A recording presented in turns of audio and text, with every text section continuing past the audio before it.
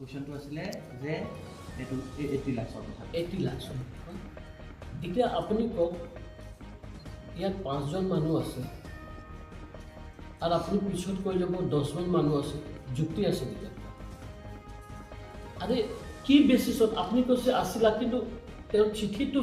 যোনটো suppose notice কৰিছে বাট সেই তাতে কি পইচা আপোনাৰতো তেওঁতো বাইটত চাওক এটা শব্দ দিছে ইন ইছ্যুৱে টাকাটা পিপে কৈছে নে নাই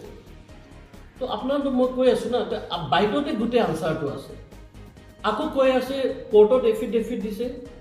মই 7 লাখ সামথিং মই লৈছোঁ তো মইতো অকল দিবৰ কাৰণে নহয় না মই কিবা কাম কৰিছোঁ প্ৰফিট কৰিবৰ কাৰণে মইতো দি আছোঁ ৰাইট ফ্ৰম আৰু আপোনাক ক'লোঁ যে অলমষ্ট 18 লাখ সামথিং মই দি দিছোঁ তো কওক আপুনি সাৰপ্লাছ দিছোঁ অডিট হিচাপত সাৰপ্লাছ অডিটৰ হিচাপত তেওঁ পইচা পাব নিয়ম লাগে 12,34,000 পাব লাগে মই তেখেতক কিমান দিলোঁ 18 লাখ 18 লাখ 1,000 দিলোঁ তো আপুনি নিজে কওক আপুনি যোনটো মোৰ প্ৰশ্ন তাতে আনচাৰ আছে আপুনি ছেকেণ্ড কুৱেশ্যন কি আছে ছেকেণ্ড কুৱেশ্যন মই সুধিছিলোঁ যে কোৰ্টৰ কথাটো সুধিছিলোঁ কোৰ্টৰ পৰা আপোনাক কল এটি কিবা কৰিব তো মই আপোনাক এইটো ক'লোঁ না সেই বাইটতে আনচাৰটো আছে আপোনাৰ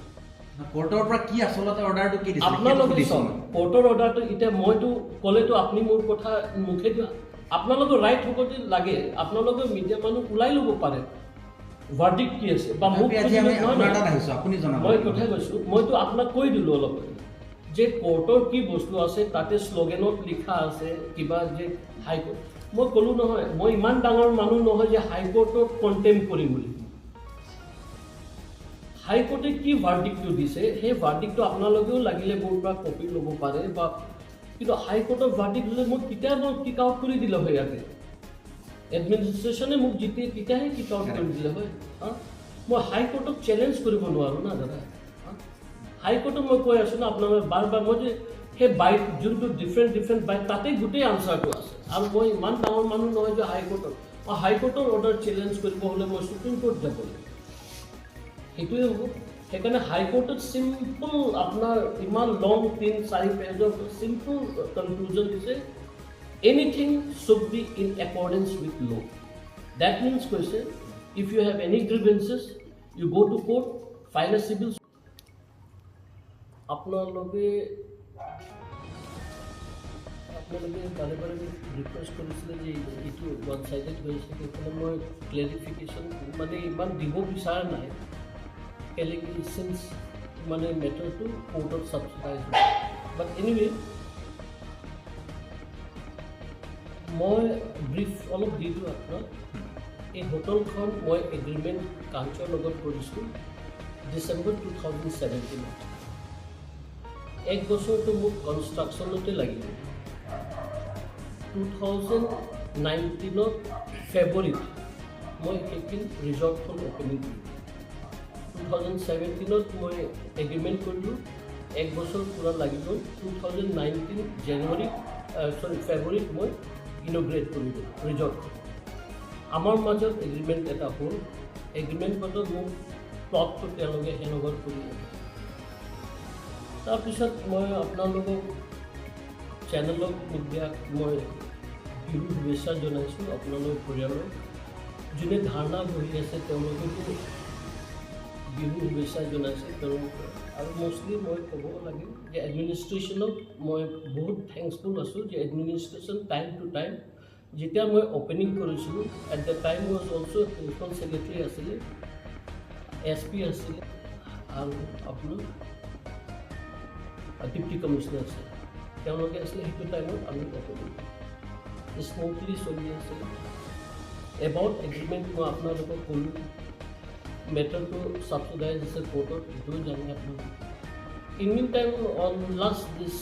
19 কিবা মই এটা চিঠি পালোঁ ডিপ্টি কমিশ্যনাৰ মোক ক'লে যে ইভিকশ্যন কিয় কৰিব নালাগে মোক এটা ন'টিছ দিলে সেইটো most probably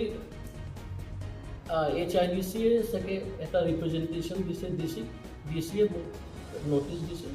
and accordingly I have replied notice মই দি দিছোঁ ন'টিছটো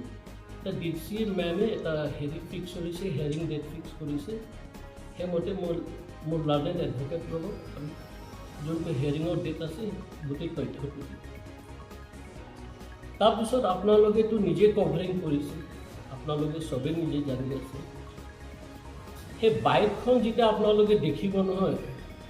গোটেই আনচাৰটো বাইকটোতে আছে। মই বিশেষকৈ আপোনালোকৰ নম্বৰ অফ টাইমছটো বাইকটো তেখেতক পঢ়ি থাকক, যোনটো ভাৰ্চন কৈ আছে গোটেই আনচাৰটো তাতে আছে। তথাপি মই আপোনালোকক ব্ৰিফ অফ কৰিলোঁ। লাটুম হেডি থান ল ইনভেট আ ছিংগল পইচা এটা পিপে, but I am telling you the fact, মই 2019 পৰা এতিয়ালৈকে তেওঁলোকক কিমান দিলোঁ জানে?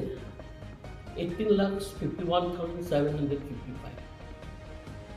সেই 5 বছৰ ৰেচিঅ'ত আমাৰ টোটেল গ্ৰথ প্ৰফিট হৈছে 69,78,004 rupees। এক্সপেণ্ডিচাৰ হৈছে 34,534 rupees। নেট প্ৰফিট হৈছে 35,25,830। সেইটো মই কোৱা নাই। এই মেটাৰটো গোটেই ছাবচিডাইজ হৈছে CA যোনটো ৰিপৰ্ট বনায়, অডিট ৰিপৰ্ট, এইটো কৈ আছে। মই নিজে বনাই কৰা, কিয় আমি বিজনেছমেন সদায় অডিট কৰিব লাগে এভৰি বছৰ। তেতিয়া এই যোনটো প্ৰফিট হৈছে তেখেতৰ ৰেচিঅ' এই হিচাপত 35 লাখৰ প্ৰফিট 35, তেওঁ হয় 12,34,037 rupees। But I have paid মোৰ দেন ডেট। মই আজি ডেটত যদি কৰে তেতিয়াও মই 5 লাখ চামথিং মই প্লাছত পইচা দিছোঁ তেওঁলোকক। তো আপোনালোকে নিজে কয়, তেওঁলোকে কৈ আছে ইনভেট পইচা এটা পিপে, তো কৈছোঁ নালা তোমালোকে। চ' মইতো আপোনালোকৰ সেইখিনি কথা যোনটো কৈ আছোঁ with the facts and figure কৈ আছোঁ। তাৰ বাহিৰে এজ পাৰ দ্য চেণ্ট্ৰেল গভৰ্ণমেণ্টৰ যোনটো প্ৰজেক্ট আছে PP মডেল, বহুত ডাঙৰ গেম ৰিক্স এটা কি এতিয়া এই কাঞ্চ হোটেল ৰিজৰ্ট, বেলেগ হোটেলো কোনেও চিনি নাপায় বা চিনি পায় মই নকওঁ, কিন্তু কাঞ্চ হোটেল ৰিজৰ্ট বুলি ক'লে আপুনি উৰিষ্যা হওক, ত্ৰিপুৰা হওক, ডিব্ৰুগড় হওক, মাদ্ৰাছ হওক, চেন্নাই হওক, চবেই জানে কাঞ্চ হোটেল বুলি গুগলত। কিয় জানে? কেলৈ যেতিয়া আছাম ৰাইফলৰ ৰিকুৱাৰমেণ্ট হয়, ৰিকুৱাৰমেণ্টটো আপোনাৰ চেণ্ট্ৰেলি হয়। চেণ্ট্ৰেলি হ'লে কি হয়, মানুহ কাঞ্চ হোটেল ওচৰত মানে গুগলত চাই যে আছাম ৰাইফলৰ ওচৰত কি আছে, দেখা পায় কাঞ্চ হোটেল ৰিজৰ্ট, তো আমাক কল কৰে। সেইকাৰণে কাঞ্চ হোটেল মডেলতো কি হৈছে, আমি ধুনীয়া ৰেভিনিউ দিছোঁ। আমাক যদি ডিপাৰ্টমেণ্টৰ পৰা আৰু বেনিফিট দিয়া গ'লে হয় ন, আমি ধুনীয়াকৈ পাব্লিকৰ কাম কৰিব পাৰিম। আৰু আমি ল' প্ৰাইচত কাম কৰি আছোঁ ইয়াতে, যে পাব্লিকে আহক, আমি টাউনৰ পৰা ইমান টকা ইনভেষ্টমেণ্ট কৰি পৰা আমি কেনেকুৱা টকাটো ওলাম, আমাৰ মেইন উদ্দেশ্যত, আৰু চৰকাৰকো কেনেকুৱা দিম তাকে চৰকাৰো চিন্তা কৰিব যে ভাল কাম কৰিছে, আমি চবেই পাই আছোঁ। এতিয়া ইয়াত নিয়াৰে বহুত মোৰ 12-13টা ষ্টাফ আছে, চবেই এমপ্লয়মেণ্ট জেনেৰেট হৈছে, প্লাছ পাব্লিকো বেনিফিট পাই আছে। সেইখিনি গোটেই আছে। মোৰ বেছি আপোনালোকক ক'ব নহয় যে বেছি ষ্ট্ৰাকচাৰ, আৰু মই বাৰে বাৰে তেওঁলোকক কৈছোঁ যে আপোনালোকে অডিট কৰক, not verbally, in written number of letters I have given to them, যে আপোনালোকে অডিট কৰক। অডিট নকৰেতো মোৰতো গলতি নাই। এতিয়া আপুনি মোক ফেব্ৰুৱাৰীত হোটেলটো চলাব দিলে, আপোনাৰ প্ৰব্লেম হ'ল মোৰ পৰা 5 লাখ টকা লৈ ল'লে। আৰু মই কিয় দিছোঁ আপোনাক, যে আমি পাৰ্টনাৰ হয়, পাৰ্টনাৰক হেল্প নকৰিলে কেনেকুৱা হয়? ঠিক আছে, আপোনালোকে লৈছে,